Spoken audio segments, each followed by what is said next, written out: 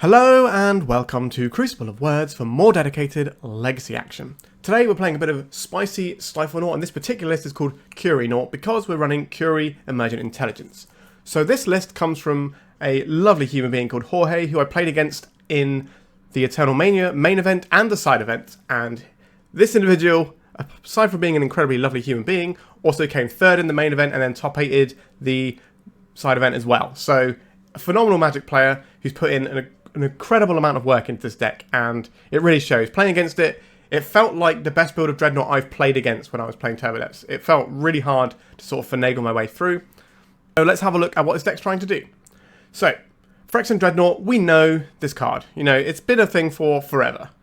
And we do have the classic Stifle, but we're also pairing it alongside the Doorkeeper Thrull, and instead of running like the dress down plan or anything, we have instead Curie. So what Curie does is you can pay 2 mana and exile a non-token artifact creature you control, and then it becomes a copy of it, except it gets to keep the drawing a bunch of cards thing, right?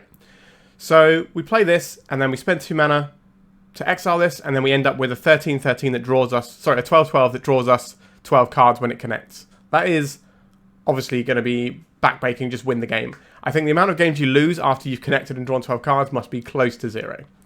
So that's sort of the other plan. But also, this just attacking on its own is just like a Shadow Mage Infiltrator. It's going to be drawing you cards every turn. Like, we know Psychic Frog was pretty busted.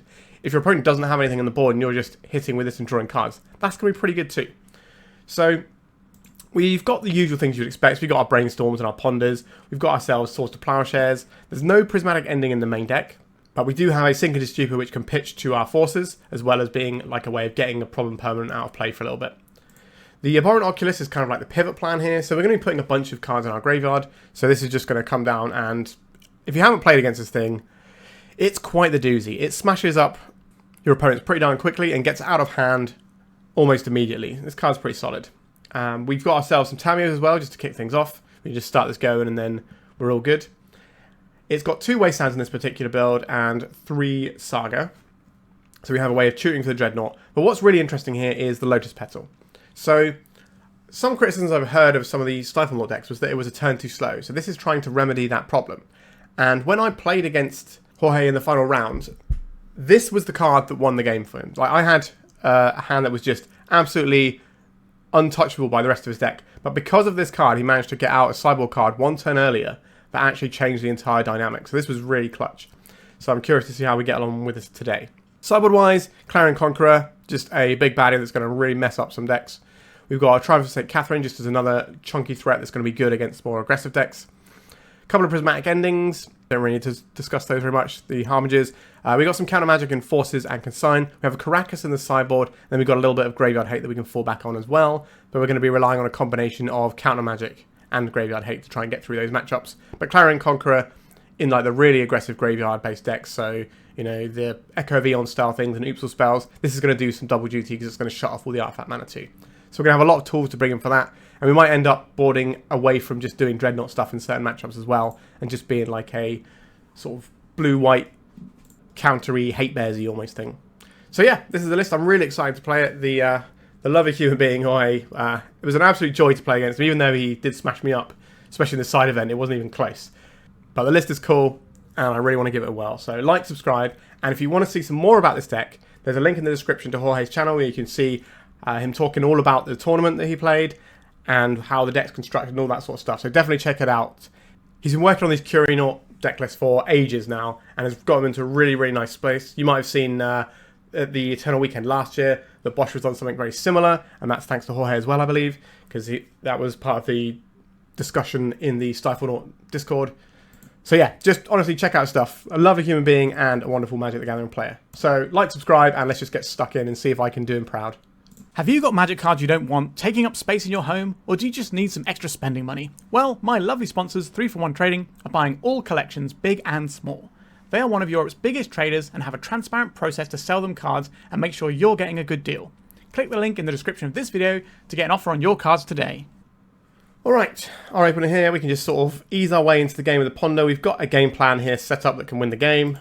We can also just play this on turn 2 and then curve into this. But if they interact with this, we can then also just do this as well. So we're going to give this a keep. We can play on basics if we want to here. I will fetch a basic island with our Polluted Delta to begin with. I think that is, by and large, the correct thing to do. So we're going to fire off a Ponder, and we've got some options. Now, we're not 100% sure what our opponent is doing yet. Generically good stuff is fine here, and we have a Brainstorm so we can fix bits and pieces. So what we have in our hand here kind of answers pretty much everything apart from, a combo spell we have to counter it on the stack. I think that's a reasonable place to be. So I think we're going to bury the Tundra, and then we're going to keep this Plow. And like I said, we can always just Brainstorm and fix this up if we need to anyway. Okay, the Wasteland looking a little bit less useful. But Wasteland, for things like Maze of Ith and whatnot, is going to be very useful when you're trying to resolve a Phyrexian Dreadnought. Okay, so we have a Wasteland there. We have a Tundra on top. I'm going to play out this Flooded Strand. And we'll try and get a handle on what our opponent's doing before we commit to any lines. I would like to, obviously just slam a Dreadnought in our opponent's face. But I'm pretty happy to just Brainstorm here and tweak once we get a bit more impression about what our opponent's actually doing and which cards matter in the matchup. Because as it stands, the Wasteland is looking like it might not be the most useful thing. But we don't know. They might have just let off on this. So we could get hit by a Bowmaster if we go for a Brainstorm. Now we can obviously plow a Bowmaster that comes down.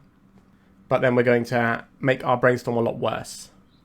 We could just fire in this Doorkeeper Thrull. Because we have redundancy with this Dreadnought, I don't hate that. So I think we're just going to go get a basic. Oh, we don't have a basic planes, do we? Okay, so we should have got a Tundra with this first one if we're getting a non-basic with this one as well. Because now we can be wasted off a colour. If they were both Tundras, they couldn't waste us off of a colour. If they have Wastelands in their deck. But I think it's just generic how to play Legacy. Stern Scalding. What does that tell us about our opponent's deck? They're probably here for a longer time. They're doing something a little bit on the control-y spectrum. Okay, so now we have a Force of Will. So what are we doing here? I think we're playing out this Wasteland, and then we're going to play this guy around a Daze. We have a Force of Will, so we can protect this, and then next turn we can just crash and draw 12 cards, and that should hopefully outstrip our opponent in whatever they're doing. It's pretty hard to lose when you draw 12 cards, right? We're in with the Curie, so if they try and remove this, it's probably worth fighting over. Our opponent's shown us Stern Scalding, which suggests to me that they're playing a control-y game, which means we need to protect our threats rather than protect ourselves from any sort of combo. So that's where I'm going to try and point my interaction at. Okay. A Volcanic Island. Are we going to see a Lightning Bolt here? We are. I will protect this. So if this sticks around, it should just run the game. A Snapcaster Mage. That's very irritating. Okay, we are officially behind and in trouble now. Because now they're going to get back this Lightning Bolt. And we got a very poor exchange on that one. So if we'd have played this, but not leaving up the Tundra, we could have left up the Wasteland and then wasted them off of red. But they would have just most likely been able to fetch another one anyway. Alright, we're in an awkward position. So I can take my opponent off of red here. I think that looks like a reasonable thing to do. And now we're just waiting to try and find a little bit more action.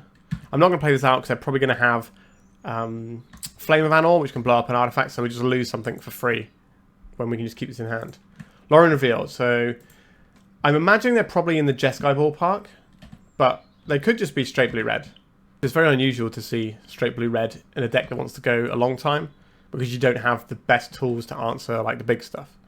Alright deck, an Urza Saga, that's a backup plan I can get behind. We're going to play the Lotus Petal out next turn so that when this comes down it is at least a 2-2, so it's going to be able to survive some things. Like if our opponent is like Grixis and it turns out they've got Bowmasters, we want to make sure our first construct doesn't die to that.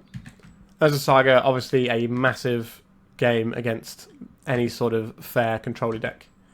Do I want to have access to this Tundra? This means we can plow without losing our Lotus Petal. It means it's slightly worse with a Brainstorm, but I think having access to all our things without having to shrink our construct makes sense here. Now our opponent could be a dress down deck. If they try and dress down, they could open up a window for the Phyrexian Dreadnought. Now, I don't think they're going to do that because they've already seen the Doorkeeper Thrull, so they should know what we're all about. And the Curie is a bit of a giveaway too. Brainstorm from our opponent. Sure, we'll let that one go. Not that we really have any choice in the matter. But we'll hopefully just spam out a couple of guys, and then somewhere along the line we're going to find something more powerful if this isn't good enough. Okay, so we're just going to take the 2 here. That's fine. This is not much of a clock at the end of the day. Right, let's create a friend. Apologies if my voice sounds a bit funny today. I'm still a bit under the weather. Okay, so let's make another friend.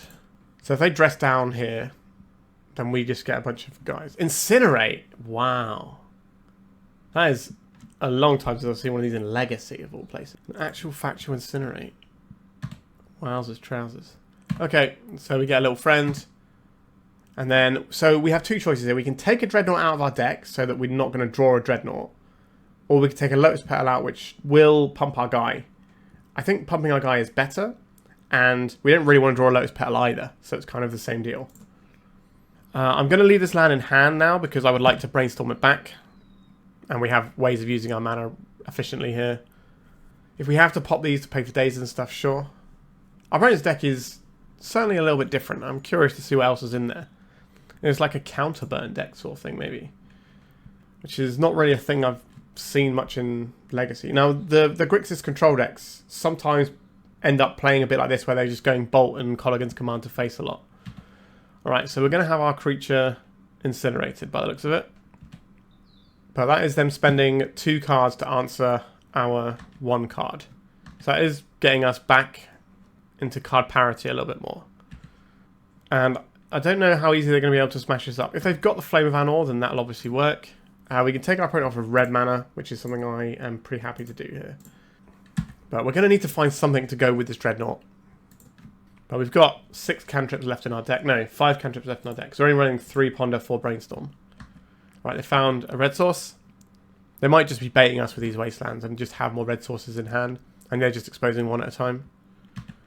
Daze. Not a particularly useful Magic the Gathering card right now. But maybe we can try and finagle a spot. I'm imagining this is just going to be either a blue card to pitch to Forcible later on, or getting Brainstorm back into our deck.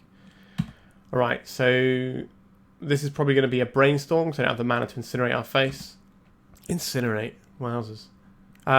So they're going to get a little bit deeper here, and they're going to have us dead to Snapcaster Mage, Bolt, or Incinerate here. Okay, we're going to 3 life, a pretty precarious number, given our opponent's deck. We might have to do a pretty ugly play in a second. Yep, it's ugly play time. So, in order to continue playing this game, we're not going to give any information because our opponent knows you're a Dreadnought deck. So we're going to hold priority, we're going to cast this, and then we're going to respond to the trigger by ploughing it. This is going to buy us a few more turns. Not really how I'd like to use my Phyrexian Dreadnoughts. Counterspell, just good old-fashioned counterspell. Yeah, you got me. I don't know what my opponent's deck is doing exactly, but I like it. It's cool. I've been watching Neon Mushroom in Premodern playing a bunch of counterburn lately, and it's just given me like the same sort of vibes immediately. So, this card seems pretty good against the old red spells. Ghost Vacuum looks okay versus some of the things they're pulling out. I don't really want to be doing Force of Wills in a matchup like this, though. I'd rather not be trading resources 2 for 1, sorry. Consign isn't that exciting. Grafdigger's Cage does stop their Snapcaster Mages, but that's about it. I'm not really like super enamoured by that as a prospect. I don't think I want another land. They haven't shown us that they're going to be messing with our mana base very much. We could just take like a Prismatic Ending, because they probably have something like a Tamiyo in their deck. I would be surprised they didn't have something of that sort of caliber in there. Yeah, I can't really be sure what our opponent's exact game plan is here, but like, Abhorrent Oculus is going to be absolutely banging here. Okay, we'll try it like this. We can always reappraise it if we get to a game 3. Like, the Dreadnought's going to be hard for them to answer if they're just in straight blue red. Okay, so what is this? This is a turn 1 Tamiyo, and then we kind of just ride that along the way. Okay, I'll take that. They didn't show us any land destruction. I think I'm going to lead off on a Tundra here. I'm going to play this out so we have access to Stifle if we need to protect ourselves from a Wasteland. Right, we're getting a Force of Will off of this. So we've got a little 2 for 1 on turn 1. That's not too shabby. Basic Island, sure. We could have boarded out some Wastelands, but they're pretty light on red sources, so we might be able to pick those up here and there. Okay, I will play out the Wasteland. So we don't have enough stuff. We need to exile 6 cards from our graveyard to make this Oculus work. We've got a bunch of time, because our opponent's not really a very quick deck.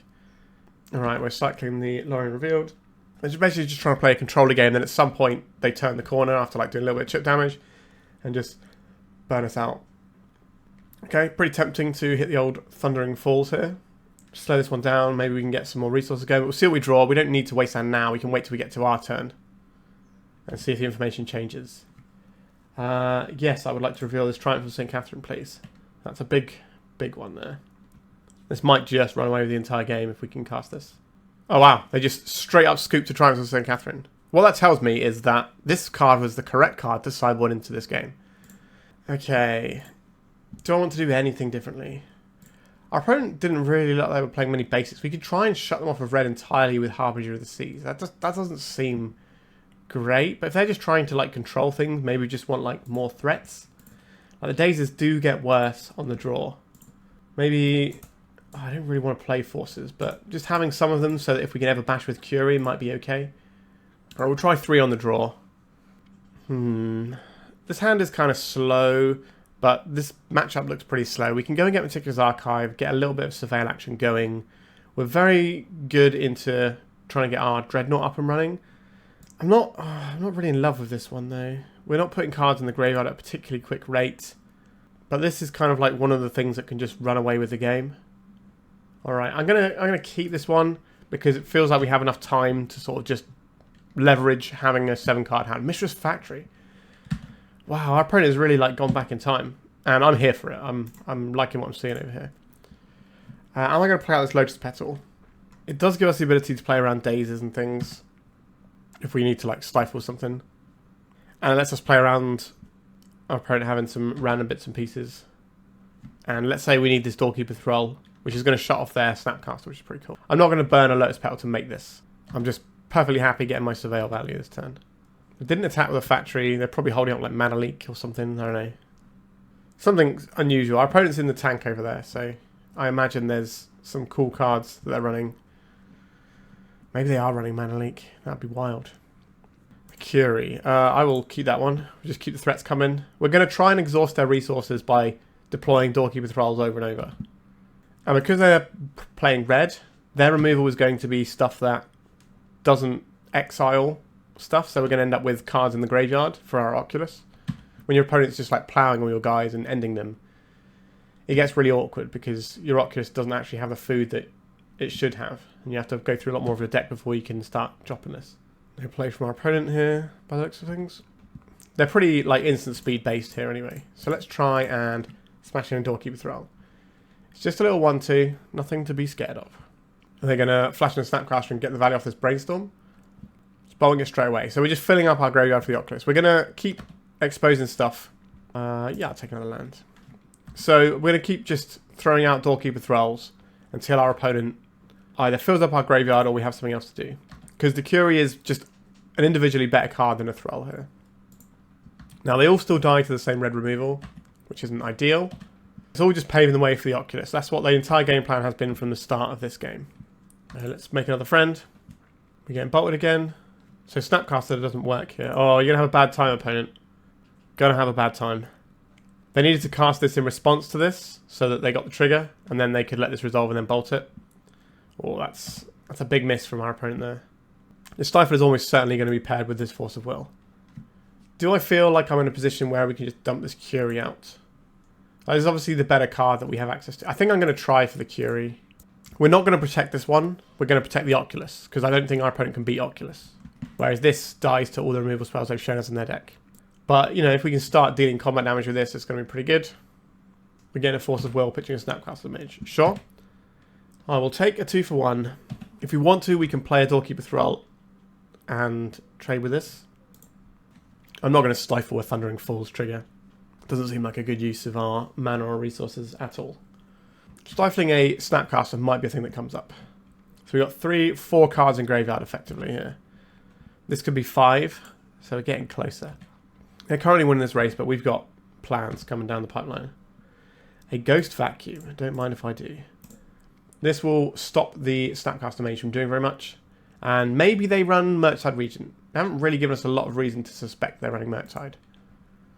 A hardcast Force of Will. Sure.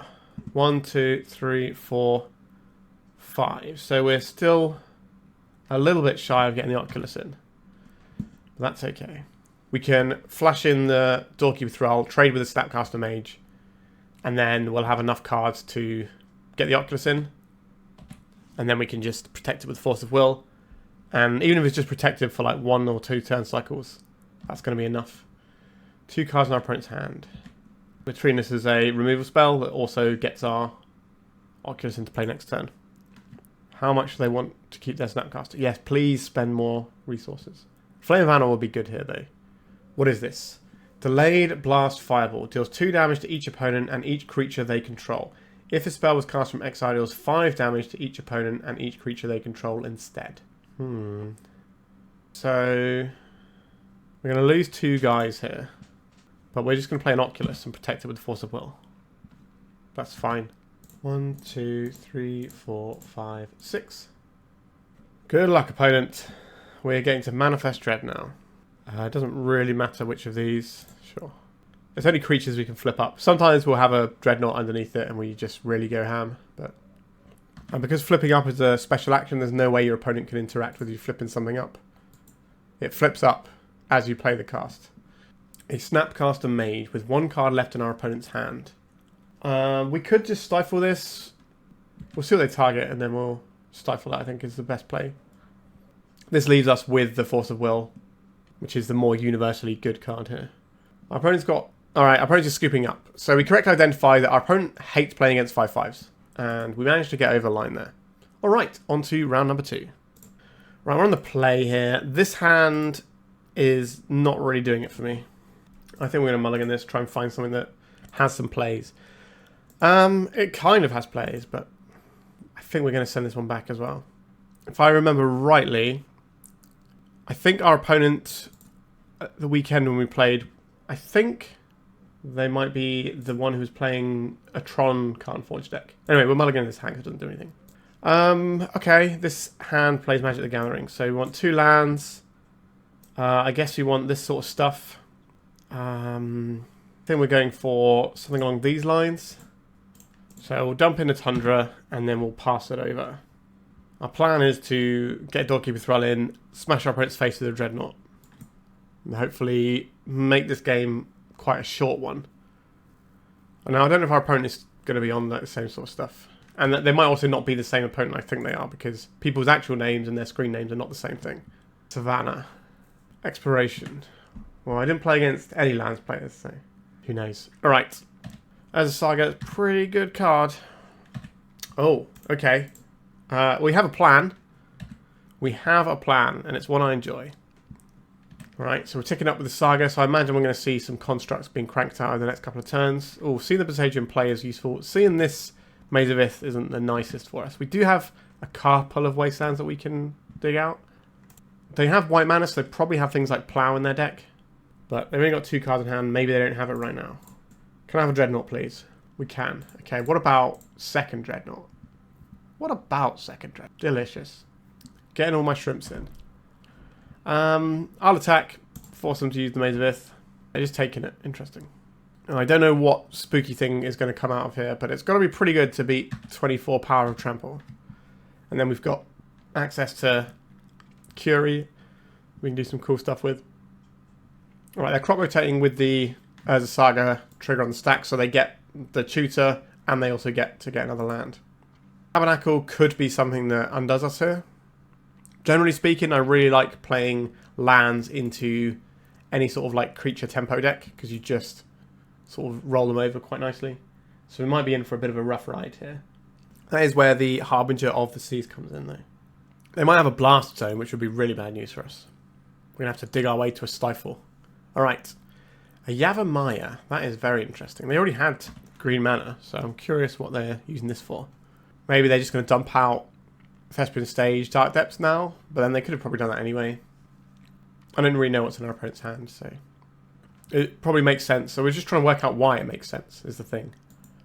Maybe they really need a lot of mana this turn to do something with Maze of Ith as a mana-producing land. Okay, we've got a Loam going on. Our plan is still to just try and brainstorm into one of our Wastelands. Right, Verdant Catacombs, 1 card left in hand. It's a Swords to Plowshares. That is frustrating. Okay. Step 1, Brainstorm. See if we can find a Wasteland and just start punching through damage. We did not find a Wasteland. We're also a million miles away from doing our Oculus stuff, so this needs to go away. We probably want to play out this Urza Saga so that we can work towards another Dreadnought. Okay, we'll send in the Clowns. They're going to Maze of Ith the big one and take 1 damage. But then we get to play Saga and Curie. Then next turn we have a fetch land coming, so we can do Brainstorm fetch and see a few extra cards. So we know the top 2 cards. We get to see 2 fresh ones and then see what we're working towards. Getting another Dreadnought from the Saga is going to be quite helpful, I would imagine, if we can overload this Maze of Ith. But if that happens, they can just go and get Blast Zone or another Maze of Ith. So it feels very difficult to get anywhere. Alright, they've gone for a Wasteland, so just going to waste off our Saga. That makes sense. It kind of just answers the problem of an upcoming Dreadnought, whilst also stopping us getting some constructs in case we can go wide of this maze. And they can do this whilst making their own constructs and getting larger. And we know they have life from the loam, so we're going to be in the lock soon. We're not going to have many turns until this just buries us. They've played just 1 land, right? So they can play this on the Wasteland and take us off of this Tundra. It's getting tough. There it is. So I assume we're losing one of our lands here. We have Brainstorm fetch, so maybe we can find like another Dreadnought and be able to just have enough power to get through what our opponent's doing. Alright, let's attack with the team. So they can make 2 2/2s here. But we can turn this into a big guy. But then they can maze it. Definitely attacking with a Dreadnought. If they... it's going to kind of put us in an awkward spot. I think we're going to give our opponent an opportunity to make a mistake, because we are quite far behind here. So they might be able to make a mistake here, because if they maze this, then we just get to carry on and make a giant guy and draw 12 cards. So we need them to maze before they block, ideally. So double block this guy, and then they put it onto us. So we turn this guy into a Dreadnought, and then they just maze with it. Or we can just have 13 damage coming into our opponent and try and win that way. I think that's the play here. And now if they maze... Right, so we just hit them for a bunch of damage. Alright, so now we're doing our Brainstorm line here. Abhorrent Oculus. Interesting. So 1 mana, 2 mana, 3 mana. But we can't get all of these cards in any sort of meaningful time frame is the problem. And next turn they can just go and get Tabernacle anyway. Tricky. Okay, I guess we put back these 2, and then we can shuffle and get Meticulous Archive. I think we should have put the Oculus on top of those 2 cards. We're almost certainly shuffling here anyway. I guess they might not have a second Expedition map, so they might not be able to tutor for the Tabernacle to mess up the Manifest Dread. But it's only a matter of time before they find it. Our opponent is quite far ahead here. But maybe we can just cheese through those final points of damage. That's all we need. So if we find a Wasteland, take out the Maze of Ith, we can win the game probably. Well, they're soaking up 9... Actually, they can soak up 12 damage, so they can actually defeat the Dreadnought in combat. It'll cost them a lot of stuff, but I don't think they'll mind, because this is all we've got going for us right now. Yep, the Boseiju in hand. How are we supposed to be... I don't think we can come back from here. Our opponent would have to make some horrible mistakes, and I'm just going to value our time and go to the sideboard games. Okay, so Ghost Vacuum to deal with their graveyard seems like a good idea. Obviously, Harbinger of the Seas. Force of Wills are pretty bad. You only really want to clip things like Crop Rotation with them. Force of Negation, though, does counter their thing fully, so that seems like a better shout. How do I feel about Clarion Conqueror here? It's a guy with evasion, so it gets over the top of their... As a Saga, it shuts down map, and it shuts down Moxes, and maybe a few other little tools they have. And again, it's just a reasonable threat. So this plus the Harbinger of the Seas can just lock them out of colours. So I think I want the Conquerors. Stifle actually pretty good here. Are we trimming on Petals here because we're bringing the Conquerors? Or do you want the Petals so we can play an earlier Harbinger of the Seas? Interesting little wrinkle in what we want to do there. I think we don't need this many Oculus. Our opponent's pretty good at stopping the go wide plan because they're a Tabernacle Wasteland deck. So at least trim one of these. This bounces Merit Lage, so I'm pretty happy to have that. Caracas probably pretty good here too. Although if we're bringing in Harbinger of the Seas, but I guess sometimes they go Turbo Depths and we just have it. So I guess we could just cut a couple of Petals and run something that looks like this. We could also take out this Petal and add in like another piece of counter magic or like a Consign or Prismatic Ending or something. But I think just having the one petal to give us a slight boost occasionally, because we can always fetch it off of the Urza Saga, so it being a one-off is not irrelevant. I'll try this one. I don't have any sort of sideboard guide I'm working from, just kind of going through my thought processes as we go. Okay. We can try and ponder into another land. I think we do have to start off with an island here. Are we just going to get absolutely rocked by... Actually, no, we have a second island, so we don't get completely rocked by a turn 1 Ghost Quarter either. Okay, ponder, show me a land. That is a land. I don't think we want the Oculus here, so that can be buried. And then we will very much keep these. And we're going to go for a pretty similar game plan to last time, which didn't work. But maybe our opponent doesn't have the immediate source of Plowshares and the Maze of Ith. Because it only takes 1 combat step when you've got 2 Dreadnoughts and then your opponent dies. And we now have the Wasteland to push through a Maze of Ith as well. Exploration, you got it. And the Ghost Quarter, sure. And now they're going to take the top card. They're going to make us shuffle here, aren't they? Are they or not? I really want to draw this Dreadnought, so please don't make me shuffle. Alright, we're in. Okay. We can just pass it over here. These pieces of interaction might actually be pretty good. So we could have just played a Dreadnought this turn, but I think Stifle to stifle like a maze that they're relying on keeping them alive is actually going to be really clutch at a certain point. Malevolent Rumble, you got it. What are they revealed? Lush Portico, Wasteland, Blast Zone, Urza Saga. So they take the Blast Zone, right? Oh, they choose Saga. Because the Blast Zone is very good against our Dreadnought. But Stifle is very good against that, as is the Wasteland, so we can maybe get them. Are we about to see a Life from the Loam here, though? Because that's pretty strong. Yup. Alright, they got a bunch of lands in hand. That's an Urza Saga. Right, here goes the thing we have. I think they have 1 mystery card to us. They've got an Otawara here, not a big lover of that either. Okay, so I think we play the Wasteland out first. And then we just play out a couple of Dreadnoughts. And then we have Stifle to get through like an Otawara or something like that. And then we can untap and try and Wasteland something. So we get 1 point in now. And hopefully we can just swing for lethal next turn. And we can just get over the finish line with a Stifle. Nice to have a matchup where Stifle actually has some pretty useful text. Okay, so they've dredged here. They've got a Maze of Ith. But we have a Wasteland in play, but they can Ghost Quarter this. But they don't know about the Stifle. The margins are going to be pretty tight here, but I think we are doing right. Okay, so this is why we've got the Stifle up rather than the Wasteland here. If they crack this Blast Zone, we can have a pretty good time here. Okay, they got Wasteland and the Blast Zone. So they'll probably just Wasteland our Wasteland here. Yep, there it goes. But this is no Maze of Ith in play. They're going to have to pop the Blast Zone, and then we're going to Stifle it, and then we're going to win the game. That's how I think this is going to work out. They obviously know that the chances of us having Stifle are relatively high because of the big shrimp. So they're making us interact on our turn to do it. This is going to be sweet. It's going to be a sweet Stifle that hopefully gets us where we need to go. No thank you. Swords to Plowshares. I will... we have... No, we don't have anything that saves us, right? So we just have to take it. Alright, let's ponder here. This isn't what we need. A Wasteland. That might be useful. I don't really want to hang this out, though. They're probably... Because they have an expiration of their own, they're probably more interested in Maze of Ithing our guy. So this Wasteland in our hand as like a mystery to them. Because they'll just go for the Blast Zone. Well, I guess they can go for both, right? Which is less ideal for us. Feels like a tough matchup for us.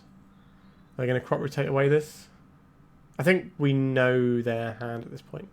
Expedition map. So maybe we get Tabernacled. I think we still win through that. It needs to be 2 things. We'll just see what our opponent does and then see if we're dead or not. Maze of Ith, Wasteland, and the Blast Zone. I don't think they can play... Actually, no, they can play Blast Zone and crack it still, right? That's pretty ugly for us. Maze of Ith, step 1. Blast Zone, step 2. Alright. We have 1 more Stifle index. They're doing it now when it's going to be harder for us to interact. Unfortunately, that is the correct play. This is going to lose their expedition map as well, though. A Clarion Conqueror. Does that matter here? Probably doesn't hurt. So they should Maze of Ith this. Okay, they just took the 1. Interesting. Again, I don't really want to expose this Wasteland. Can we just play the threat here? And we're going to use this Lotus Petal because it's about to go away. It's about to stop working anyway. And then we're going to sandbag this Wasteland and try and use it at the right time to maybe get through this Maze of Ith. Because we only need to find one more point of damage. If they crack a fetch down for some reason, then this is lethal. Saga, Otawara. Yeah, that's pretty good. Where are they going to get the blue mana from, though, for the Otawara? They're just going to make a bunch of Sagas and just grind us out that way. So I think we have a pretty good line here. Curie. Does that matter here? Are we brainstorming first? And what would I like to keep up? My basic or my non-basic? Probably my basic, right? Okay, let's go for this brainstorm. Doorkeeper Thrull, Tamiyo, Caracas. These aren't exactly what I'm about right now. I guess we can deploy the Tamiyo. Get some clues.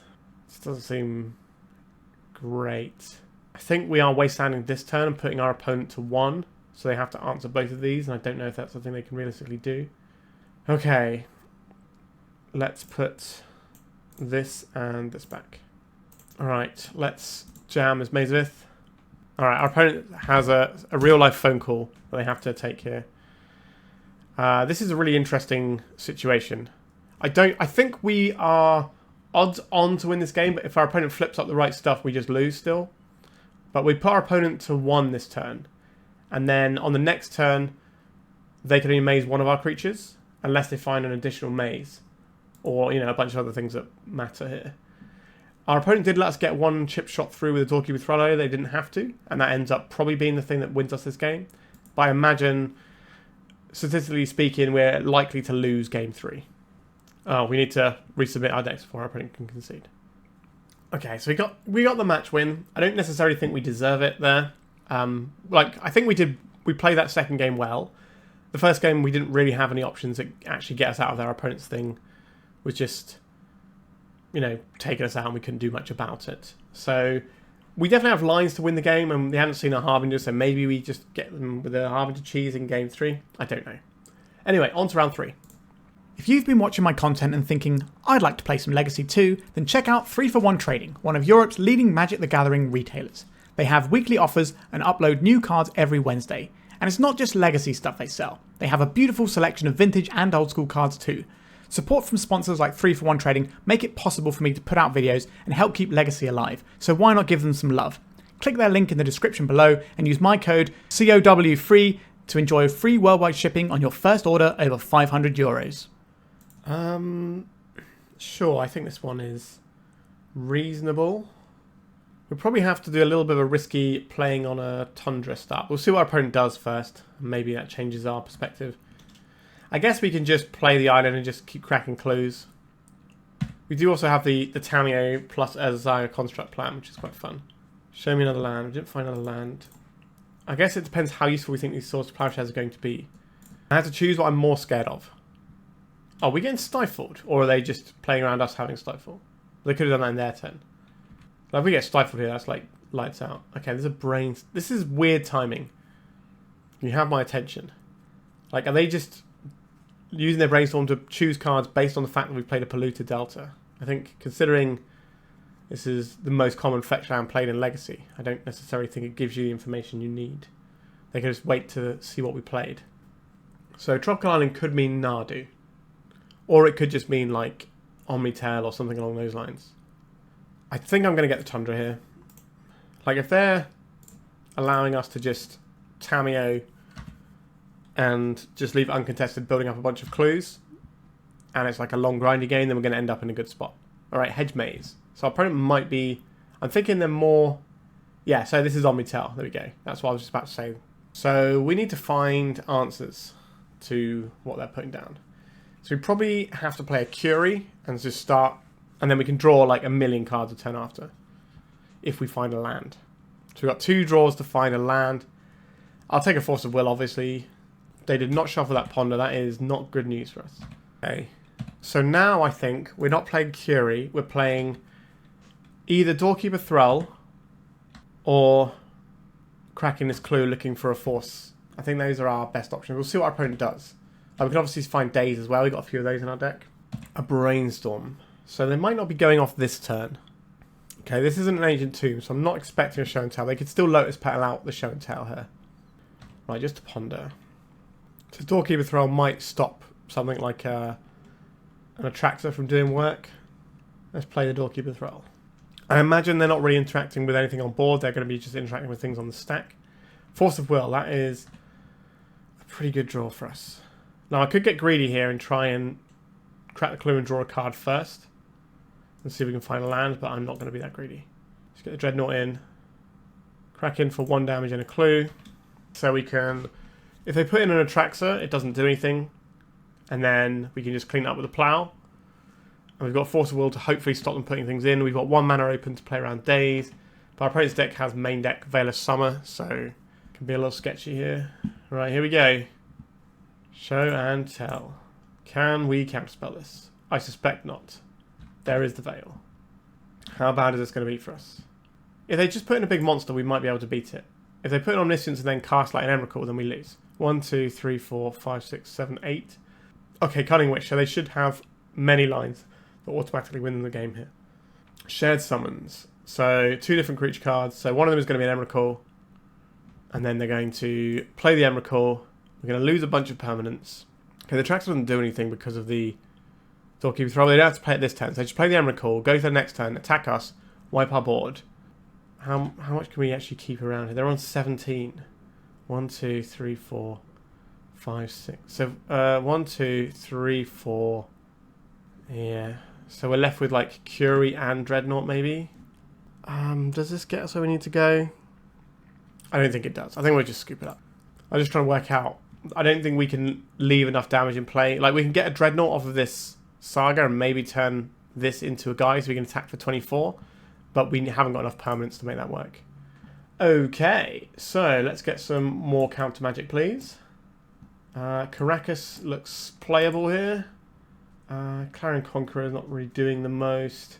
Prismatic Ending not doing the most. Harbinger of the Seas also not doing very much. Okay, this isn't really a Source to Plowshares matchup either. Like, if they get the stuff in, we're probably just losing to it anyway. So, do I want to consign? What is this going to do? So we can counter an Emrakul trigger, which maybe buys us a little bit of time. We can counter a Atraxa trigger. Is that better than a Source to Plowshares? It is another blue card for force purposes, but it's not great, is it? Right, we'll try the Consign. I'm not really sure about bringing this in here, but I think by and large it's just going to be better than Plows. We still have the Caracas that we can wipe their creatures with, and our creatures are just generally going to be bigger. Obviously not bigger than Emrakul, but bigger than the one we can tangle with, which is the Atraxa. We can't keep this because we need to actually have the ability to play the game. This hand does play the game. I will keep this. Can we get rid of probably just a Dreadnought? This is blue for Force of Will at the very least. So I think turn 1 we just start assembling clues with this Tamiyo. And then we can ponder into some action next turn. This also gives us the ability to see what our opponent plays. So if they play like a Trop, maybe we can ponder into a Wasteland and then deny them a little bit of time. Maybe get a cheese. Ugh. No, thank you. Like this just gives them the combo just super easy whenever they want at that point, because it's just worth too much mana. I don't think we can beat that. Alright, let's go for a ponder. I like having a counterspell. I would like having mana as well. But we can look for mana next time. We have made our land drop. So we bury the Tamiyo and then put the Force into our hand. Grab ourselves a little clue. And then next time we can try and ponder our way into a land. Right, Prismatic Vista for our opponent. A Brainstorm. We are not Force of Negating that. We have bigger fish to fry on that front. The issue is their deck is designed entirely to find one spell and cast and resolve that spell. So we might be a little bit out of luck if they have enough time to do that. So we do need to get some sort of threat going. But like a bunch of cantrips into an Oculus will close the game pretty fast. Alright. So they finish their Brainstorm, they're cracking their Vista, and they're probably going to cast a different cantrip now. Or a Carpet. Okay, it's just an Island, so it's probably a... Okay, it's a Brainstorm again. Okay, so this is the Ponder turn. Found a land, it is a Wasteland. Problem is we're not really making headway into the game if we just Wasteland them. We're generating a lot of clues, but we're going to have to draw through this pile. It means we don't have a play for next turn. I think we have to say any order and shuffle. Right, not ideal. So basically traded having Wasteland this turn, but nothing for 2 turns, in favour of having kind of nothing this turn, but maybe... Ugh. Oh, stock up's good, isn't it? Am I getting rid of Curie, or am I getting rid of... Curie finds us more cards and was castable. I think I'm going to get rid of this Oculus. If they fail a summon, we can Daze here. This is one of the few situations where the Daze might have been leverageable. If we find a land, we can play Curie, and then we can start drawing extra cards. If we find a land afterwards, we can draw many cards. They didn't shuffle with a Ponder. That's a little bit scary for us. Alright, we're continuing to do not a lot.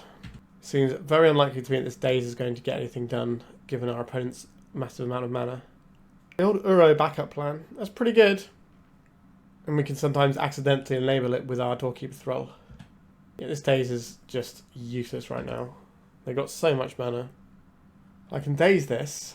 I think that's worth doing. Like, when are we going to get any better value out of this Daze? But again, we're just not advancing our game plan is the problem. Although I guess we're getting lots of clues, so maybe we'll end up with enough clues to survive an Emrakul hit. So we can get Surveil land. It's not too bad. Here comes another stock up, hopefully. Or is it a show and tell? I don't want it to be a show and tell. Alright, it's just a big guy. So I guess the plow is better than the consign. Sure. Now we can certainly beat this in combat with a 6/6. Sorry, with a 12/12. Because this is only a 6/6. But it's not the easiest thing right now. We do want more lands. But they're going to kind of run away with things. So do I want to have a Curie in play so that we can do the Dreadnought thing next turn and just draw a million cards? I think so. Okay, we've got a lot of clues. We've got like an Emrakul hit's worth of clues, but once we take the 6 from the Euro, we're going to be dead to an Emrakul hit anyway, so it's not going to matter. Yeah, this pivot plan of the Euro is going to be pretty solid. Well, this is what we have, so let's put in a Doorkeeper Thrull, and then our opponent's going to cast an Emrakul, and we're going to lose the game. So they might have been planning on playing an Atraxa, and that's why they've stopped here. Okay, casting your Brainstorm for free. The old Omniscience, and then not really do anything. It's an unusual one. Pick 6, but we half our opponent's life total this turn. They're playing a second Omniscience, sure. But they're passing a turn. That doesn't happen very often. I will take it. I'll save this land for later on. We might need to Brainstorm and Shuffle if this game somehow goes on that long. Force of Will. I guess we crack a clue. I guess we attack with everything. We do get a clue off of this Curie, which will flip our Tamiyo and maybe distract our opponent's Uro for a turn. Feels like if we didn't miss on land, we could have taken this game out by now. We're going after the Tamiyo. That makes sense. I'd be amazed if this game ended and we didn't have a bunch of clues still left. Yeah, why not just cast Lorien Reveal for free? Have some more cards, opponent. They should just be able to rattle off a bunch of stuff and kill us here, but nope. Wow. Pass 10 twice with Omniscience in play. Wild stuff. Okay, Brainstorm. Need you to do me a solid. What about bouncing Uro? It doesn't feel like a great use of our time, does it? Let's put back this and probably the Consign. We'll play this. We'll crack this, like we left this fetch so we could do exactly this in our hand. So I don't think it's worth us trying to bounce this. We should just try and find a threat that we can stick. Oh dear, oh dear. That's not really what we want, is it? So we can draw a card, but we don't even want the card, really. Yikes. Okay, I guess we attack a bit, and then we can crack in the clue. Oh dear. It's going to be difficult to get through this one. They're not a million miles from just hardcast and Omniscience, even if we could bounce them out of play. The carpet definitely would have helped them get over the line there. We're going to have to chump block this Uro soon. Jeez, stock up, that's good. Into another stock up, why wouldn't you? Sure, I'm very happy for our opponent to just keep casting Omnisciences but nothing else. So this won't trigger anything. It'll just be a big guy. But that is still a problem. That, on the other hand, is a different problem. I guess we need to have a turn to have any sort of hope of getting things done here. Don't want you to have an extra turn, opponent. We're very dead if they have an extra turn. I think we're dead regardless. Yep, that'll do. Alright, that did not feel like a great matchup. Obviously, I've just played one round into it, so that might not be the case. The difference of being a white-blue deck as opposed to a black-blue deck and not having Thoughtseize and stuff feels quite huge in matchups like this. Anyway, on to round 4. Let's go. Okay, we're on the play here. We've got some Brainstorms to make some stuff happen, but we kind of got a lot of, like, pieces here. How do I feel about this hand? It's another one-lander. We can Brainstorm 1 time 2 and try and dig, but if we miss, we're kind of locked. But our hand does still do some stuff, right? I think I will keep it. Maybe I'm not evaluating this right, but it feels weak but keepable. Like, we've got stuff to do here, and obviously cantrips are really powerful. It's just having the Oculus alongside things like Dreadnought is like this is a lot of cards that require additional resources to pop off. Now, obviously, once they do pop off, they're very powerful. So that is kind of the trade-off we're making here. Instead of playing individually powerful cards like Murktide or whatever, we've got cards that are, you know, super duper game ending pretty much, but require us to assemble A plus B, which isn't always the easiest thing to do in the meta of like blue-black being so dominant when they've got Thoughtseizes and counter spells. And we have the ability to play on basics, which isn't, or to play on a basic. If this is a Tundra, I don't think we could keep this hand. Okay, we've got Ancient Tomb and nothing. I'm not going to brainstorm now. I'm going to break till our turn so we see the maximum amount of cards. Alright, here goes nothing. And we're dead. Yikes. Okay, let's just put back some guys here. I will play out this Lotus Petal so we at least have access to a source of Plowshares if we need it. But yes, this is awkward. Relic of Progenitors. Are you kidding me? So I was considering playing out a bunch of Dreadnoughts just to feed the graveyard. Oh wow, they just cantripping straight away. Alright, I'll take that. Our opponent's hand looks pretty bad too. Nice. Okay, I'm not going to start playing Dreadnoughts out into Oculus while our opponent isn't doing anything. We're not under the pressure that we need to start doing that. And we need a third mana source before we can even hope to put another Oculus on the stack anyway. Oh wow, we're both just... okay, this is fine. We're both just in the dirt having a horrible time. I wonder why they're running Relic of Progenitors. It's a bit of an unusual one. Okay, let's Brainstorm again. Surely we can't miss a second time. Okay, we didn't miss the second time. That is somewhat of a relief. I think we bury the Dreadnought. So next turn, we cast a Doorkeeper Thrull. Yeah, we just bury a couple of Oculus, it's fine. So we can play the Doorkeeper Thrull and then just play 2 Dreadnoughts next turn. And if our opponent's dirtling and doing nothing, that will win us the game. Now, they've shown us Swords to Plowshares, but they don't have any white mana over there. What are they doing? I don't know what the deck is. Right, let's jam this. I don't think I've ever seen this combination of Ancient Tomb, Relic of Progenitors, and Swords to Plowshares in the same deck before. Dress down. Okay, I understand. We're doing Dreadnought things. So we're just in a mirror with similar stuff going on. Right, let's play this other Dreadnought. What about second Dreadnought? We seem to only ever have 2 Dreadnoughts. Okay. What do they pitch? Stock up. What I am worried about is our opponent now playing Dreadnoughts. Because that might be the sort of thing they have in hand. 1 Dreadnought. 2 Dreadnoughts. What a joke. Oh dear, oh dear. So we plow one of them. And then we plow the next one next turn. And then we just stick an Oculus and hopefully grind that to victory. Dear, I have no idea what we're supposed to do in the mirror. Seems like an absolute mess. Oh, stock up is so good. I do quite like the Ancient Tomb builds of the Dreadnought deck. There's 3 main ways of building Dreadnought. There's the Torpor Orb builds, there's the Curie builds, and there's kind of the more sort of stock looking builds that get to run 4 Wastelands. But could you please stop Dreadnoughting me, opponent? How are we supposed to beat this? Can't believe we're losing because of our own little guy. So we kill one of these, we die. I guess we ponder. None of that helps.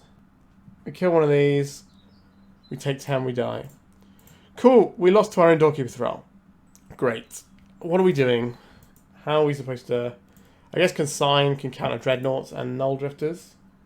Are we just like boarding lower on a bunch of our like Dreadnought-y enablers? Because we don't want to enable our opponent's things. We just take out these Thrulls. Is that Is that madness? It might be a little bit mad. But let's just have some different threats in. And apologies, Jorge, if you're watching this and this is completely like maniacal and wrong. So be it. We'll take out Dreadnought. So we've got a couple of Stifles and we've got the Curies that combo with this. I don't really like having these Lotus Petals in, but I guess we want these prismatic endings. That seems like a good option. We've just got some different threats instead. We do still have a little bit of Dreadnought, but we're never going to be enabling our opponent. We can either Stifle or Curie our way in, and that seems a little bit better to me. Okay, we'll try this. Like, we could take this Petal out and have another Dreadnought instead, but I don't think it's bad to have it as we did. Okay. We have two options here. We can either grind with the Saga, or we can play the Saga on one, play Curie on two, and then try and bash them with a big guy. I think I'm going to go for this sort of slower, grindier plan, because we're both going to be trying to assemble A plus B a little bit, but I've leaned off of that more than I think our opponent can, given their deck list. And hopefully, we can just ride a bit of Urza Saga value. We can still play the Curie on turn 2 here. I think that's probably better than holding up the Consign. Although, if our opponent just puts a Dreadnought in next turn, that could be real bad for us. I don't know, let's... I don't hate Ponders. I think I'm just going to go for the Curie here and just play like a Psychic Frog-esque game. If our opponent has the thing now, we can always try and ponder looking for plows or endings. We have a lot of those in our deck. We've got like 6 answers. Wasteland. Goodbye, Urza Saga. Now they could potentially get a little greedy here and take out the Meticulous Archive. Yeah, that's what they're going for, sure. But if they're not answering our Curie, I think that puts us in pretty good stead. So these are legendaries, we can't spam out multiple. We can attack with the Curie here. Get an extra card. We have a Brainstorm. So I want to fire off a Brainstorm. I think we can hold up the Consign and then Brainstorm. If that's what we need to do. And we can just get a Curie hit in next turn. A Wasteland. I guess we're not doing that. Interesting. I will cast this Brainstorm now. Okay. This is expensive. They have Sagas of their own, so I'm interested in this. We put back the Curie first, because we don't want anything to do with that. I think we are okay here, though. So we float mana off of this. You're going to get a Lotus Petal. We play a Wasteland. We play this Dreadnought. We exile this. And then we attack our opponent for 12 and draw 12 cards. That seems good. Now I have to navigate these cards in my hand. Okay, I'll get rid of this. We want to keep all the forces. We keep 2 lands, I think is fine here. We've got a Wasteland, we don't really need a bunch of these things. My cup runneth over here. 1, 2, 3, 4, 5, 6, 7, 8. So we need to get rid of one more card. So we've got Force of Will blue card, 2 lands. Okay, let's get rid of a land. Okay. Should be pretty difficult for our opponent to get through this. Ancient Tomb. That is the start of how they might be able to get through this. A Dress Down. You got it. So play a Dreadnought, we just untap and Prismatic Ending it. With double Force backup. And Daze as well. Rest in Pepperoni's opponent. This is not going to go the way you want it to. Kablam. Alright. That seems good that we boarded out our enablers so that our opponent doesn't get to use them. Do we want additional Dreadnought over Petal? I don't think so. I think having the option to fetch a Petal off as an Urza Saga is really good. I think we're just going to jam in like this and try and play a fairer game of Magic instead of just like dumping our stuff in. Now obviously what we did wasn't particularly fair there, but we're not enabling our opponent. This is just a fine hand, isn't it, that can hopefully break up A plus Bs that our opponent has. And then we can Brainstorm and manipulate our way into whatever we need. Alright, so they fetched around a potential Stifle that we might have. We don't have a basic planes in our deck, so it doesn't really matter which fetch land we play. That's pretty strong. So we get Meticulous Archive, please. A Stifle here would be irritating. Sure, I don't think we're fighting over that, but it is just irritating. I'm going to play into Wasteland, so we're just going to Polluted Delta it up. Alright, so we should just be seeing a little procession of... Oh, okay, they missed on this third land. They didn't get to make constructs. That's pretty big news. Let's crack this. This means our Daze is looking a lot better. If you've got another Stifle opponent. What are we doing here, opponent? Okay. Third time's a charm, I guess. So they're going to play a Dress Down in response. Are going to play a Dress Down in response. I would also like to respond. I will just get this Tundra. I will float mana. Then I will Daze this. So now the Dreadnought not looking quite so hot. So they got nothing. They got 0 value out of that. I'll Brainstorm here. Just for velocity. It doesn't feel like we need these things just yet, does it? Just taking it at a nice slow pace here. There's some good Magic the Gathering, just, you know, relatively chilled out. Not scrambling to stop things just popping off on turn 1 and 2. Got a bit more time to sort of leverage longer term plays. I like doing that when I play Magic. It's one of the appeals of playing pre-modern, actually. Okay, so we've got this as a Saga in. So we've got Force of Will and Daze and Force of Will. We can cast any 2 of those spells. And now we're just going to grind some Saga value. Now our opponent does have Dress Down in their deck, so Saga's not the most reliable beatdown thing. But we'll keep it going. Right, second main phase, they're popping off a Brainstorm. Wasteland, that sucks.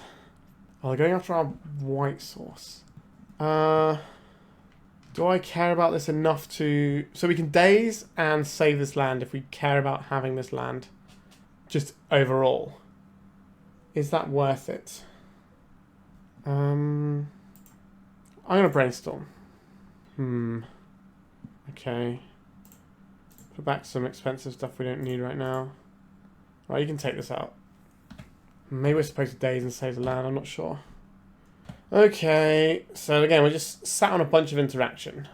If our opponent continues to destroy all of our mana sources, that's going to be quite frustrating. I thought they were on a Torpor Orb build because of the Ancient Tombs. But they've managed to fit Wastelands. I don't think you can play Urza Saga, Ancient Tomb, and Wasteland in your 2-colour deck. I don't think that is responsible deck building. Unless the Wastelands are just in the sideboard and they're like additional things. That would make some sense. So we go Lotus Petal. And I will deploy a Clarion Conqueror. It's just a guy. We can protect it with a bunch of stuff. Just a fair creature. Our opponent hasn't got white mana yet. Again, they've got a lot of colourless lands in their deck. A stock up. No thank you. Alright, so it's turn 8 and we're finally attacking with a creature. I've really enjoyed this game, actually. I like the posturing.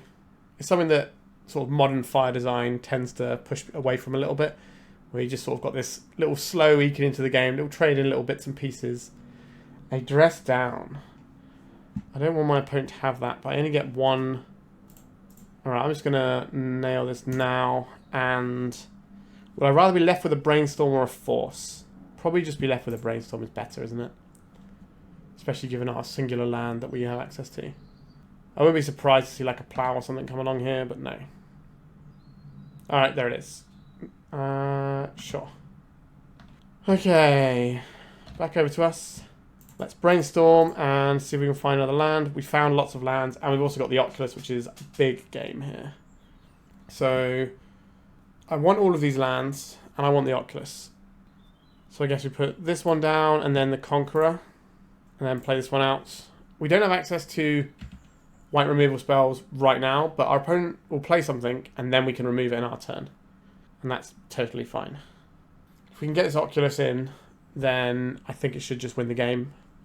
Feels like our deck is much better than our opponents when we're not doing the Dreadnought thing. Like, I think when they're not doing the Dreadnought thing, their deck doesn't look like it does very much. But when we're not doing the Dreadnought thing, we've got a lot more flexibility, which is kind of what the Curie-Oculus stuff does for us. We've got a big pause in our opponent's upkeep, and I'm not sure what that's in aid of. Alright, our opponent paused for a while, but then has just kind of moved on, so I'm not really sure what's going on there. Now, wait, I put the land, oh my, did I put the land in the wrong place? Oh no. Whoops, okay. That was wrong. So, we were supposed to put a prismatic ending down and have the land on top. That is a bit of a catastrophe there. We've lost a lot of tempo doing that. Now, it doesn't look like our opponent's doing anything to capitalise on that. I will blame that on this cold that I am still struggling with. Right, so this should be the land. Are you going to stifle me yet again, opponent? Okay, okay. Okay. What a bizarre game this is. And wait, how are you fitting all of these wastelands in your deck? Right, I guess we've got no white mana. Okay, I'll play a Tamiyo. That card is very strong. Okay, no more Tamiyo. You just sat there with a 4th Stifle in your hand, I bet, aren't you? 2 Wastelands, 3 Stifles is what we've played through so far. Abhorrent Oculus, not the one we need right now. The Clarion Conqueror, it's not the one either. What are we getting rid of? I would like to cast just a bunch of these things and win the game with them. How useful do I think Daze is going to be right now? Feels like we're getting towards hardcast Force of Will territory. I think we just have to get rid of the Daze, even though we might be able to use it to protect our threats if we can eventually cast them. How many actual lands have we got left in our deck? So, it's mainly fetch lands that have been dealt with, so 2 Tundras in the bin. Right, found an additional Tundra. Can you be playing more than 2 Wastelands in your deck with Urza, Saga and Ancient Tomb? Okay, so they're going to have a guy here. And we're going to plow. So if they play a Dreadnought, we kind of want to ending that. But if they play the Null Drifter, we want to plow it. Because these line up differently against their different... Okay, that's a Dreadnought. If they play 2 Dreadnoughts, then we have to plow 1. Okay, if they play more Dreadnoughts, then we just die. Please stop. I have a family. Okay, so we're not dead to this, but I'm not happy about it. Plow one of these. So Dress Down is a much better enabler in the mirror because you can just play it on your turn, do your thing, and then it goes away for your opponent's turn. Okay, let's try and kill this. We died to Force of Will here. We did not die to Force of Will. Okay, we take 12, we untap, we Prismatic Ending. What a strange game this is. Just all these stifles pointed at our lands. It's just changed the texture of the entire game. Alright, let's go for Prismatic Ending. If they have the hardcast Force of Will there, that Daze we threw away earlier could have been the thing that saves us here. Yep. 1, 2, 3, 4. Well, they've still got 1 floating. So, is that really what they're casting? Yes, it is the Force of Will. So we could have possibly had a Daze to back this up. Maybe we're supposed to just get rid of one of our 3 drops, but our opponent didn't have any pressure. So I think we keep the Daze there. Now, whether or not we win this game, I don't know. We're going to need some more lands and stuff to get over the hump. But a little bit awkward there. So we are 4 rounds in, and we are 2-2. So we've got an even record. Let's see if we can get a positive record by winning this final game. Or round even. Okay, what does this hand do? We can play a Curie on turn 2. And then maybe do some stuff with it. I think this is okay. We can lead off on this and get a Surveil, so it's kind of like half a ponder for our first turn, which is a fine way to start a game of Magic the Gathering. Unless our opponent is just going to be stifling us a bunch. And we do still have the Daze as like a little bit of interaction we can fire off on this turn if we need to. Speaking of interaction, we might have to fire off. That is an Agadeem. That is a Lotus Petal. A Cabal Ritual. Are we fighting here? I don't think so. Undercity Informer. We fight here. Do I need a Meticulous Archive? Not really. I think we just need to get Tundra and just have some colours going. So, float a blue. Daze this. They will have a Spirit Guide to pay for this, but they might not have a thing to go immediately, so if we draw a Sword of Plowshares, we can kill the Undercity Informer before they get the mana to fire it off. Oh wow, they're just letting it go. That's kind of scarier. Like, what? So we play this out, and we can go and get our Surveil land. But I think we're just going to get oopsed. Unless their plan was just to play the Undercity Informer and then pop it the following turn. But leaving it in play for a 10 cycle seems a little bit sketchy. Alright. Let's go and get our Archive. Don't need another land, so get out of here. So, I don't think our opponent's going to kill us next turn. So they didn't pay to save this. So I think they might just like have another Undercity Informer, but then we'll still have time. So what I want to do is go shields down for 1 turn, but then draw 12 cards and have all the shields you could possibly want. I think that is the plan here. Lotus Petal. Are we going to get punished for our line? Feels like it. A Cabal Ritual. So we could have tried to brainstorm into some interaction. Right, they're just going to pop this and win the game now. We'll take a look at their deck when they mill it over, just in case they've got anything interesting. I say that every time, and there never is anything interesting. because that's not really what this deck does. There is no green sources here, so this means it's more likely to be creature dukes. Okay, not ideal. Let's just see what our Brainstorm would have yielded for us. It wouldn't have made any difference. Okay. I think we were right to just take the 1 turn off. Alright, I will have some Graveyard Hate that is kind of fine, but not super impressive. The Grafter's Cage is great, but the Ghost Vacuum is not that impressive. I would like a Consign to Memory. I like some Force of Negations. I'll even take these Harbingers. How much of our little plan can we take out here? So Doorkeeper Thrull is actively good against what our opponent's doing. So that's nice to know. Curie draws us more cards. Stifle actively good here. Abhorrent Oculus probably not required. We're just turning them into Conquerors. Obviously we want to keep the Force of Wills and Dazes. Do we have enough time to be pondering? Probably not. Tamiyo actually. Tamiyo goes. Tamiyo's awful here. I like having these so we can power out something like a Conqueror early. That seems useful. Or just even an early Doorkeeper Thrull. I'll take out one of the Curies, and we're still looking to cut 4 more cards from here. That's a lot of cards to cut, isn't it? The Conqueror kind of steps on the toes of the Vacuum. Maybe the Vacuum's just bad. Like, when is the Vacuum going to actually save us against Oopsal spells? Like, if they mill everything over, we get to take 1 card, but then just untap a Memory's Journey. So I don't think the Vacuum makes any sense here. I don't think it's good enough. So that leaves us needing 2 more cuts. We can take out a Dreadnought. Do we need any Dreadnoughts? Just take out a couple. I like being able to draw a bunch of cards, but that's not really what this game is about.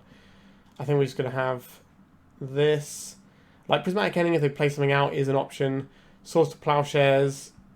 We can trim on these. If our opponent's doing a Creature Duke, which I think is more likely, we want to be able to interact with that. You could maybe go like this and still have a few plows in there. That seems okay. We'll try this. Yeah, I'll keep this. I would like a blue... do we keep this? If we had any blue card here, I'd like this hand. So this is turn 1 Doorkeeper Thrull. Go. Is that good enough? If they... I guess they can't beat... They can't Thassa's Oracle with this in play. Alright, we'll try it. Now, how good is this as a hate piece against what our opponent's doing? That's what we're going to find out. Attack land, you say. So I could jam this now, or I could jam the Clarion Conqueror. Which do I think is a better hate piece? So Clarion Conqueror stops a bunch of their mana, but this actually stops the win condition. I think it means we're just going to jam this out right now. So we're going to get Tundra here. This also means that we can draw a Dreadnought and just have a very quick clock, so our opponent's got a few turns to actually get through. I think this hate piece is pretty good. Blue card, please. Any blue card. Not a blue card. Okay. I don't know how much our opponent's going to have to actually interact with creatures here. Like Force of Vigors and that sort of jazz. Maybe. Wear downs. But actual creatures that are in play? I guess that's where the pivot plan comes in. So they can still win via a Charbelcher. Dark Ritual here. We are. If they play Charbelcher and pass, we beat that anyway. If they've got Lion's Eye Diamond, then... sure. Okay. So if we drew a blue card, we were fine. Like, I don't think they're just going to wait and play around anything. Like, they know we have Stifle in our deck. Or they can at least surmise that we do. Yeah, that's rough. Sure. I hate this deck. Okay. Oopsal spells, ruining yet another fun and enjoyable league. So, we finished with a 2-3 record, which is obviously not a great record. But why is that the case? Let's talk about the deck. So, the thing with this deck is, it is got a lot of powerful stuff going on, right? But navigating with this deck, because we have so many like pieces that require other stuff to do their thing, it is not an easy deck to play by any stretch of the imagination. I think this is easily the most difficult Dreadnought build that I've played with. It feels like we're working very hard to do the stuff. Now, the payoffs, if you are good enough to play this deck and have enough reps with it, are clearly worth it, as, you know, Jorge smashed some events this weekend, and the power level of what we're doing here is very strong. But I think it is very difficult for a random person like myself to come and pick it up. Like, I'm not even a Dreadnought aficionado at all. You know, I've played it a little bit here and there. So just trying to pick this up and jam feels very, very hard. So from my perspective as someone who is a complete novice to playing this deck, is we have a lot of A plus B stuff, right? So we have Dreadnought, which is terrible on its own. Doorkeeper Thrull, terrible on its own. Abhorrent Oculus, you need to work for this. Now, the way you work for this is by playing the game, but we definitely had situations where we couldn't play this and we were just sort of waiting. So we have like these elements. Like Curie is fine on its own. I have no problem with Curie. Like if you can like plow around and just keep attacking with this and drawing cards, you're going to feel pretty happy. So I wouldn't mind seeing another, like a prismatic ending, just so we've got a little bit more removal to make way for Curie on its own if it's just going to be attacking on its own. But I still think it's fine. It's more the getting Oculus online, getting Dreadnought online that can sometimes be a little bit tricky. Now, if you have a lot of reps on this deck, so you know what hands you're supposed to be keeping and stuff, then I think you're going to have a little bit of a better time with it. Problem we came up with a couple of times when we were playing is our mana base. We didn't always have the raw land count that I necessarily would have liked to have seen. Now, some of that is definitely on me for the hands I kept. And, you know, sometimes you keep your hand with double Brainstorm or whatever. You cast your Brainstorm on turn 2, find no lands. Cast your Brainstorm on like turn 3, find no lands or whatever. You know, that is Legacy. That happens sometimes. And I can't necessarily say it's a fault with the deck at all because it's a small sample size. Like that could happen 1 in 100 games and we just hit that 1 in 100, right? But that's just something I would look at if I was playing this deck a little bit more in future. But yeah, like I said, the power level of what we're doing here feels very strong. I think something that I would consider would be going down an Oculus in favour of Tamiyo, because we quite often sat there with Oculus in hand and just having this low to the ground threat that completely warps how the game plays. Like, a lot of people are saying this is the best card in Legacy right now, and I don't think it is the best card in Legacy, but it's probably in the top 5. Like, this card is absolutely bananas and has completely changed how everyone interacts with Legacy. So I wouldn't mind seeing maybe going up on the Tamiyos and down on the Oculus, because this is not a self-sufficient threat. It requires you to have done enough stuff, whereas this is just a self-sufficient thing that kind of carries on and does its own thing. And sometimes drawing multiples isn't even bad, because you flip this into a Planeswalker and then you just have this other little Howler Mind creature attacking, and you're just having a good time. So that is probably a change that I would consider thinking about. Obviously, I've played this deck a very limited amount of games. As you've seen, these are all the games I've played with this deck. Now, I did play against it at the weekend, and it felt really horrible to play against. Like, I just always had all these bits and pieces. But I think a big part of that is down to Jorge, who was really good at navigating with the deck. Like, they've built this deck, they've mastered it over, I can't remember how long they said they've been building it, like a year and a half or something. Like, a long time they've been working on it. So they know all the ins and outs. So they can look at a hand and immediately assess whether or not it's a keep, but also how it needs to play out and what it needs to prioritize in terms of what your opponent's doing and then what it's doing itself. And I didn't necessarily have that depth of knowledge. So I think this goes back to something that I've said in previous videos about deck specialists. So picking this deck up is not something that I think just an ordinary person should do, right? But if you have the time and the inclination to spend getting lots and lots of reps in with this deck, then it can be worth it. Like, it's like with any deck specialist. I think I played Larson's deck the other day, the ELM winning Breakfast list. Now, Breakfast at the moment is doing horrible stats-wise. It's like one of the worst decks in the format stats-wise, which is, like, kind of interesting. But then he absolutely smashes tournaments down with it all the time, because he is this faction specialist and can do really well with it. I find Breakfast pretty good to play as well, to be honest. So this is kind of a similar deal where if you have the reps with it, then it can definitely be worth it. But a big part of why this deck did so well at the weekend in Jorge's hands is because they were Jorge's hands, and he knew exactly what he was doing here and played beautifully. And with that, like I said, my only real suggestion would be to try and go up Tamiyo's and down Abhorrent Oculus. Like, if there's a card that's really busted and you think should be banned in the format, you should be playing more of it, and that's how I perceive Tamiyo. I think this is one of the biggest offenders in the format, alongside Entomb and the One Ring. You know, there's a handful of cards I think are just very oppressive and far too pushed, and I would just play more of these, because this card, whenever I'm playing against this card, as soon as it comes down on turn 1, I'm terrified. It changes everything. The entire game is different. It's like if your opponent's holding open in 2 mana, it changes the entire dynamic of the game. So it's the same sort of thing there. So, yeah, deck's pretty sweet. I don't think I can play it very well. This isn't sort of my angle of Dreadnought that I like to play. But clearly it's powerful, it does its thing, and if you put in the effort, it's well worth cracking on with. Alright, thank you so much for watching, and make sure you check out Jorge's content. It is linked in the description. And once again, congratulations to Jorge for smashing not only me, but a bunch of other people at the weekend. Alright, thank you so much for watching, and goodbye. If you'd like to support me in the channel, please check out my Patreon. It has a free guide to budget Turbodepts as well as 3 tiers of support. A low cost one that enters you into my monthly raffle for a free donation deck on the channel, a mid-tier subscription that gives you access to my detailed Turbodepts guide that is updated every month as well as regular articles, and lastly the higher tier gives you all of the above as well as a monthly donation deck for my channel. If you're interested in supporting the channel this way, please check out the link in the description.